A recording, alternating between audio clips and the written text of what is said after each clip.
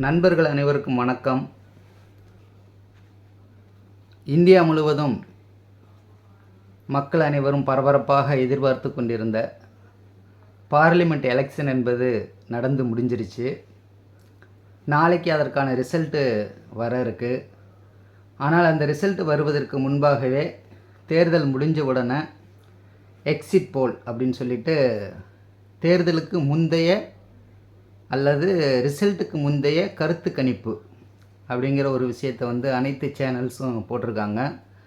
அப்படி போட்ட வகையில் பார்த்தோம் அப்படின்னாக்கா மீண்டும் மீண்டும் மோடி வேண்டும் மோடி என்ற முழக்கத்தை அமுல்படுத்தும் விதமாகத்தான் அந்த கருத்து கணிப்புகள் அனைத்துமே வந்திருக்குது.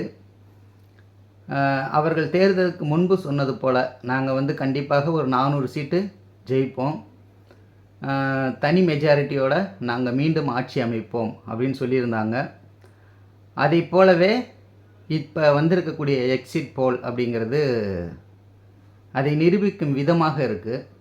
அதில் இருக்கக்கூடிய உள்ளடி வேலைகள் என்ன, இதெல்லாம் பணம் கொடுத்து பெறப்பட்டது, யாருமே நேரடியாக மக்கள்கிட்ட போய் கருத்து கேட்கலை, அவர்கள் கொடுத்த அதாவது பாஜக கொடுத்த அந்த லிஸ்ட்டை அப்படியே வெளியிட்டிருக்கிறாங்க அப்படிங்கிற உண்மைகளை எல்லாம் பல ஊடகங்கள், குறிப்பாக சமூக ஊடகங்கள் பேசுகிறாங்க, அதை அம்பலப்படுத்துகிறாங்க. இது ஒரு புறம் நடந்துக்கிட்டு இருக்கு. இருந்தாலும் இந்த பாசிஸ்டுகள் அப்படின்னு சொல்கிறாங்க இல்லையா, இப்போ பாஜக கூட்டணியை இந்தியா கூட்டணி என்ன சொல்லுதுனாக்க ஒரு பாசிச கூட்டணி, இவர்களெல்லாம் பாசிஸ்டுகள், பாசிசத்தை வீழ்த்துவதற்கு நாமெல்லாம் ஒன்றாக கூட வேண்டும் அப்படிங்கிறத முன் வச்சு தானே எல்லோரும் ஒன்று சேர்ந்தாங்க. அப்போ அந்த வகையில் பார்க்கும் பொழுது இப்போ அவர்கள் பாசிஸ்டுகள் அப்படின்னு வச்சுக்கலாம். இப்போ இந்த பாசிஸ்டுகள் என்ன செய்வார்கள் அப்படின்னாக்க தன்னுடைய ஆட்சி அதிகாரத்தை கைப்பற்றுவதற்காக எந்த எல்லைக்கு வேண்டுமானாலும் செல்வார்கள்.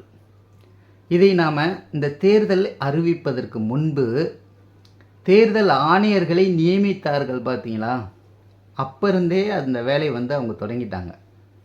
தேர்தல் ஆணையர்களை தனக்கு தேவையான இருவரை நியமித்து, ஏற்கனவே ஒருத்தர் இருக்கிறவரும் அவங்களுக்கு தேவையான நபர் தான் இருக்கார், மீதி 2 பேரும் அவர்களுக்கு தேவையான நபர்களே நியமித்து அவர்கள் பார்த்திங்கனாக்கா இந்த தேர்தல் சம்மந்தமாக எந்த ஒரு பேட்டியும் இது வரைக்கும் கொடுக்கவே இல்லை. எப்போவுமே ஒவ்வொரு முறை ஒவ்வொரு கட்ட தேர்தல் நடந்ததுக்கு பிறகும் எவ்வளோ ஓட்டு போலாயிருக்கு, எவ்வளோ பேர் ஓட்டு போட்டிருக்கிறாங்க, என்ன சூழல் அப்படிங்கிறத பற்றியெல்லாம் அவர்கள் பேட்டி கொடுப்பாங்க. அது ஒரு முறையாக இருந்திருக்கு. ஆனால் அது சட்டப்படி கிடையாது.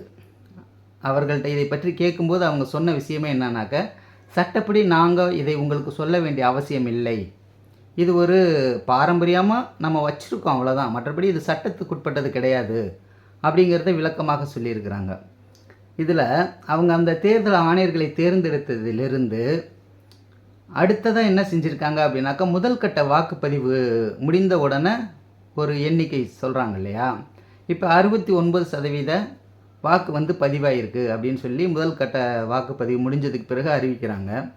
மீண்டும் என்ன செய்கிறாங்கனாக்கா 11 நாளைக்கு பிறகு மீண்டும் இந்த முதல் கட்ட வாக்குப்பதிவின் எண்ணிக்கையை உயர்த்தி காட்டுறாங்க.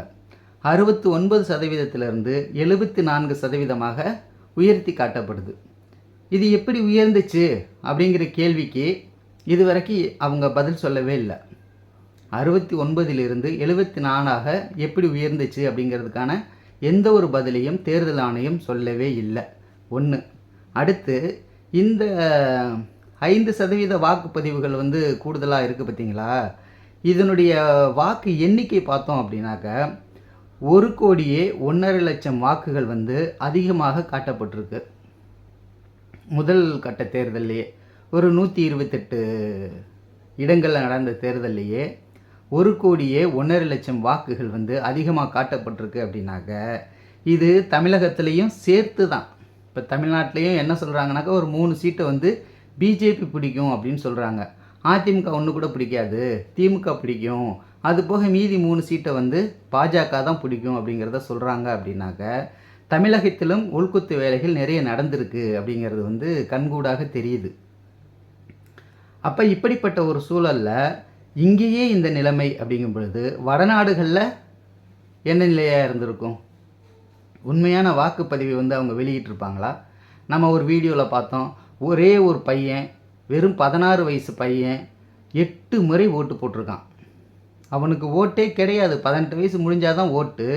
ஆனால் 16 வயசுலேயே 8 முறை அதுவும் பாஜகவுக்கே ஓட்டு போட்டிருக்கான். அப்படிங்கும் பொழுது இந்த தேர்தல் எப்படி நடந்திருக்கு அப்படிங்கிறத பற்றி இப்போ நம்மளால் உணர முடியுது. இது உண்மையாகவே மக்களுக்கானவர்களை தேர்ந்தெடுக்கக்கூடிய தேர்தலாக இல்லாமல் அவர்களை தேர்ந்தெடுத்து கொள்ளும் ஒரு தேர்தலாகத்தான் இந்த தேர்தலை நாம் பார்க்குற மாதிரி ஒரு சூழல் இருக்குது.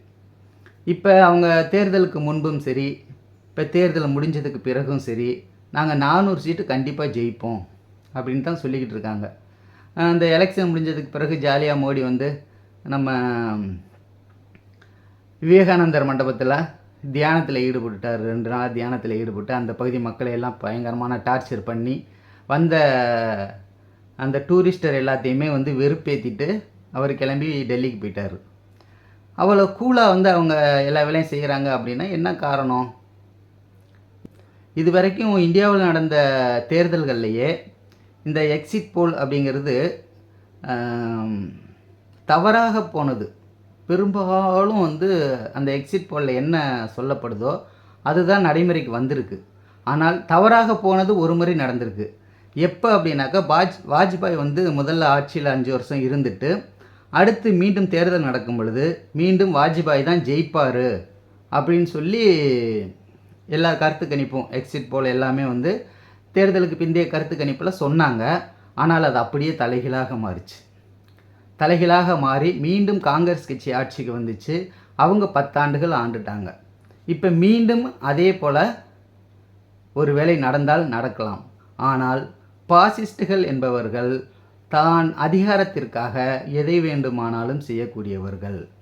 ஏற்கனவே தேர்தல் ஆணையத்தை தன்னுடைய கட்டுப்பாட்டில் வச்சுக்கிட்டு கூடுதலாக ஓட்டு சதவீதத்தை அவர்களே சேர்த்து கொண்டு பல உள்ளடி வேலைகள் செய்கிறாங்க. அது தமிழ்நாட்டிலே இந்த நிலைமை அப்படின்னாக்க வடநாடுகள் அவர்களுடைய கட்டுப்பாட்டில் இருக்கக்கூடியது. குறிப்பாக அவர்கள் ஆளக்கூடிய மாநிலங்களில் 13 மாநிலங்களில் அவர்களுடைய ஆட்சி நடக்குது.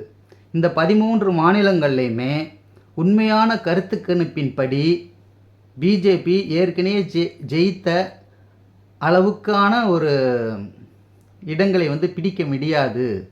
என்ன காரணம் அப்படின்னாக்கா அந்த பகுதியில் இருக்கக்கூடிய மக்கள் மத்தியில் அவர்களுக்கு அவப்பெயர் தான் நிறையா இருக்கே தவிர மக்களுக்கு பெரிய அளவில் எதையும் செய்யலை அப்படிங்கிற ஒரு கருத்து கணிப்பு தான் அங்கே எடுக்கப்பட்டிருக்கு. ஏற்கனவே இருக்கக்கூடிய கருத்து கணிப்பு அதுதான் இருக்குது.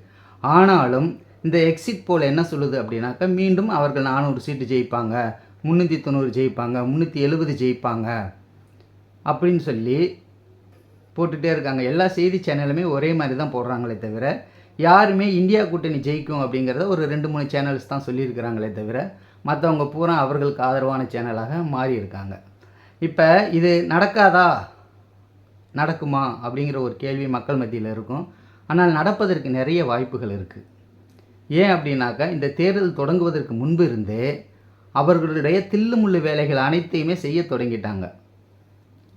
தேர்தல் ஆணையரை தேர்ந்தெடுத்ததிலிருந்து எலக்ட்ரல் பாண்ட் அந்த பிரச்சனையிலிருந்து எல்லாத்தையுமே மக்கள் மத்தியிலிருந்து அதை திசை திருப்பி தங்களுக்கு சாதகமாக அனைத்தையும் மாற்றிக்கொண்டு இந்த தேர்தலை அவங்க சந்திச்சிருக்கிறாங்க. மக்கள் ஓட்டு போட்டாங்களோ போடலையோ, ஆனால் இவர்களுக்கு ஓட்டு போட்டு கண்டிப்பாக மீண்டும் ஆட்சி அமைப்பதற்கான வாய்ப்புகள் இருக்குது. இந்த எக்ஸிட் போல் பொய்யாகலாம் அல்லது உண்மையாகலாம். நாளைக்கு என்னங்கிறது நமக்கு தெரிஞ்சிடும். நாளைக்கு ஒரு 10 மணிக்கெல்லாம் யார் ஆட்சி அமைக்க போகிறாங்க அப்படிங்கிறத கிட்டத்தட்ட நம்ம தெரிஞ்சுக்க முடியும். அப்போ எக்ஸிட் போல் உண்மையா பொய்யா என்பதை நாம் தெரிஞ்சு கொள்ளலாம். ஆனால் என்னுடைய கருத்தின்படி மீண்டும் பிஜேபி ஆட்சிக்கு வருவதற்கான வாய்ப்புகள் நிறையவே இருக்கிறது.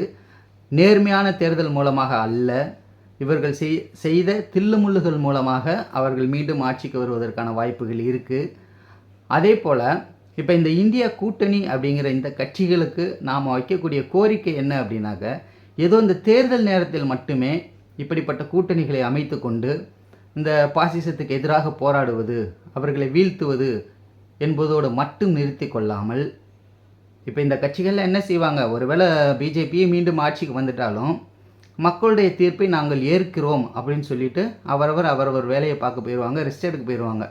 எனக்கு தொடர்ந்து பிரச்சாரம் செஞ்சுருப்பாங்கள்ல, அதனால் ஓய்வு எடுப்பதற்கு போயிடுவாங்களே தவிர அதற்கு அடுத்த கட்டமாக என்ன செய்ய போகிறோம், இவர்களை எப்படி வீழ்த்துவது வேற என்ன வழிமுறைகள் இருக்குது அப்படிங்கிறத பற்றியெல்லாம் அவர்கள் யோசிப்பது கிடையாது, சிந்திப்பது கிடையாது.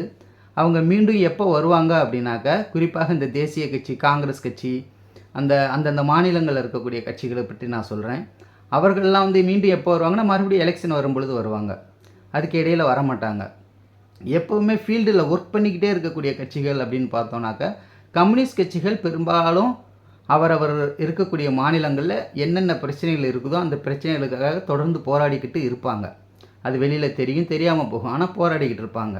அதற்கு அடுத்தபடியாக தமிழகத்தை பொறுத்த வரைக்கும், தமிழகம், கேரளா போன்ற மாநிலங்களில் ஏதாவது ஒரு முக்கியமான பிரச்சனைகள் வந்துச்சுன்னா அனைத்து கட்சிகளும் வந்து அதற்கான போராட்டங்களை நடத்துவாங்க, அதற்கான கண்டனங்களை தெரிவிப்பாங்க. இது எல்லாம் நடக்கும்.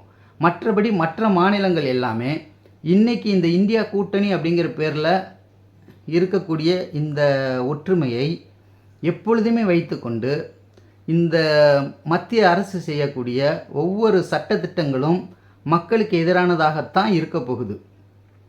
அதாவது சனாதன கொள்கையை தான் அவர்கள் வந்து அமுல்படுத்த போகிறாங்க.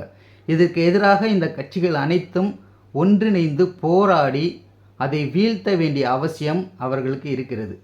முதல்ல அதற்கு அவர்கள் செய்ய வேண்டிய வேலையை என்ன அப்படின்னாக்க, அவர்கள் மட்டுமே அரசியலை தெரிந்து கொண்டு ஒரு மேடைகளில் போய் பேசிக்கிட்டு தான் ஒரு பெரிய தலைவர் அப்படிங்கிறத காட்டிக்கிட்டு இருப்பதனால் மட்டும் இந்த மாற்றத்தை ஏற்படுத்தி விட முடியாது. அதற்கு பதிலாக என்ன செய்யணுன்னாக்கா, நம்ம கட்சியில் இருக்கக்கூடிய அணிகள் அனைவருக்குமே அரசியலை வந்து கற்றுக் கொடுக்கணும். நம்ம நாட்டில் இருக்கக்கூடிய அரசியல் என்ன, பொருளாதாரம் என்ன, பிஜேபினா என்ன, ஆர்எஸ்எஸ்னா என்ன, அவருடைய கொள்கை என்ன, நம்மளுடைய கொள்கை என்ன, மத சார்பு என்றால் என்ன, மத சார்பற்றது என்றால் என்ன, இந்திய அரசியலமைப்பு சட்டம் வந்து எதை மையமாக கொண்டு செயல்படுது, இதை எல்லாத்தையும் வந்து மக்கள் மத்தியில் வெளிப்படுத்தி அவர்களை வந்து ஒரு அரசியல் ரீதியாக வளர்த்தெடுக்க வேண்டிய பொறுப்பும் கடமையும் எதிர்க்கட்சிகளுக்கு இருக்குது. ஏதோ தேர்தல் நேரத்தில் மட்டும் ஒன்றிணைவது என்று இல்லாமல் இனி வரும் அனைத்து காலங்களிலும், ஏன் அதை சொல்கிறேன்னா, மீண்டும் பிஜேபி வருவதற்கான வாய்ப்புகள் நிறைய தென்பட தான் செய்யுது. ஏன்னாக்கா அவங்க வந்து சும்மா வந்து சொல்லலை, கண்டிப்பாக அதற்கான ஏற்பாடுகள் எல்லாத்தையும் செஞ்சு வச்சுட்டு தான் அவங்க வந்து அறிவிக்கிறாங்க. அப்படிங்கிறது தான் நான் நினைக்கிறேன். அதனால் ஒரு வேளை அப்படி நடந்து விட்டால், இந்தியா கூட்டணி தோல்வி அடைந்தால், இந்த ஒற்றுமையோடு இந்த பிஜேபியை எதிர்த்து போராட வேண்டும், மக்களை போராட தூண்ட வேண்டும், மக்களுக்கு அரசியலை கற்றுக் கொடுக்க வேண்டும் என்பதை நான் ஒரு கோரிக்கையாக தனிப்பட்ட முறையில் இந்த இந்தியா கூட்டணிக்கு வைக்கலாம் அப்படின்னு வைக்கிறேன். இந்தியா கூட்டணிக்கு நான் வந்து இதை ஒரு கோரிக்கையாக வைக்கிறேன். தேர்தலோடு மட்டும் முறித்து கொள்ளாமல், இனி பிஜேபின்னு மட்டும் சொல்ல முடியாது, இந்த பாசிசத்தை முற்றிலுமாக வேறறுக்கும் வரை அனைவரும் ஒன்றிணைந்து போராட வேண்டும் என்று கேட்டுக்கொண்டு விடைபெறுகிறேன். நன்றி. இந்த வீடியோ உங்களுக்கு பிடிச்சிருந்துச்சுனாக்க கண்டிப்பாக லைக் பண்ணுங்கள், கமெண்ட் பண்ணுங்கள், சப்ஸ்கிரைப் பண்ணுங்கள். உங்கள் நண்பர்களுக்கு தேவைப்பட்டால் ஷேர் பண்ணுங்கள். நன்றி.